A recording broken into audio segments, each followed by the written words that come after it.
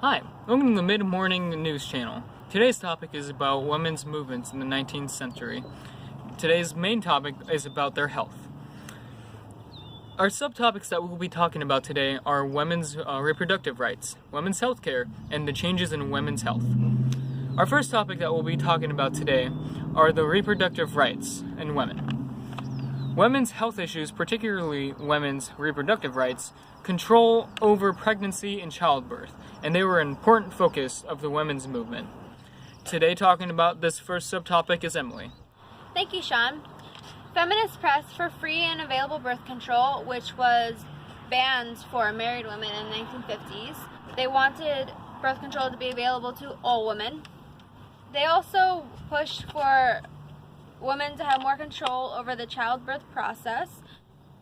One of the most sensitive and significant issues about the women's movement was legal abortions.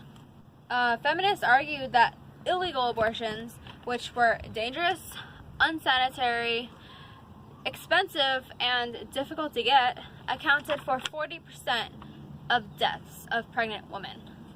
In the 1960s, a woman could receive a legal abortion only if the pregnancy threatened her life and it was approved by a hospital. However, women still sought abortions for various reasons. One, they were unmarried and had fear of being disowned by their families. They felt that they were too poor to successfully raise a child. They were victims of incest or rape. They did not wish to have another child, or they had been informed that their child would be born with serious birth defects such as autism or Down syndrome. Other women, particularly those from Christian households, opposed abortions because they believed that every fetus has a right to life. Thank you. Now back to you, Sean. Our next subtopic is women's health care. Doctors ignored or misdiagnosed women's symptoms, ignoring their needs or refusing to care for them because they could not afford health insurance. Both doctors and women were also ill-informed about women-specific topics such as menstruation, menopause, and childbirth. Now to cut to our on-site reporter, Chris. Hello! Women's health care. A lot of male doctors back in the time ignored or mistreated or even misdiagnosed some problems women had. Mostly poor white and African Americans of the female gender were most of the time either ignored or went untreated due to the doctors being a little greedy and not wanting to help them because they didn't have health insurance and couldn't pay, sadly enough. And that brings me to this witness. Miss! Yes. How do you feel about women's health care rights back in the 1960s? Women's health care rights are not good enough. Doctors don't care. Okay. Would you please elaborate on that? Yes, sir, I will. Okay, so doctors, they base their research on male bodies and male bodies' needs. They don't know anything about women's breast cancer or menstruation. They don't care. They blew it off as like, oh, you just have a cold. That's all they did. Oh my gosh. Let's go to the money aspect. I'm middle class. The doctor doesn't care because I don't have enough money to pay for his paycheck.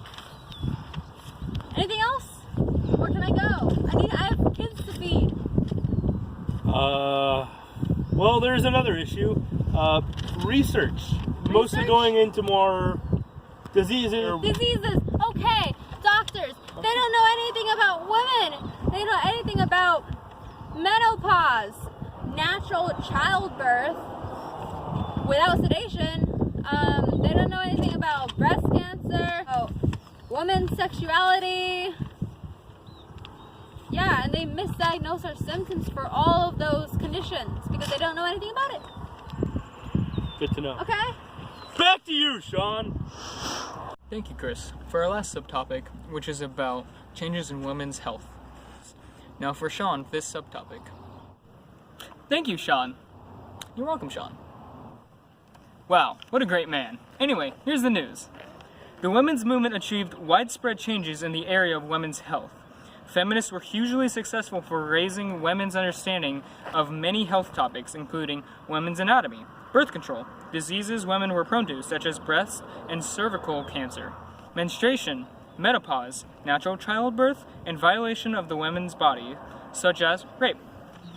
The women's movement also made great progress in gaining reproductive rights. Their activism greatly influenced the momentous 1973 Supreme Court case, Roe v. Wade, where in this case, the court ruled that a Texas law outlawing abortion violated the women's constitutional rights to privacy on when to have a child. Abortion was permitted within the first 2 trimesters and even the 3rd trimester if the woman's health was at risk. Feminists also achieved greater access to birth control pills that were developed in 1960 for all women. By 1962, over 1.2 million were taking these to prevent pregnancy. That's the news. Back to you, Sean. Thank you, Sean. Now that concludes today's story about women's health movement.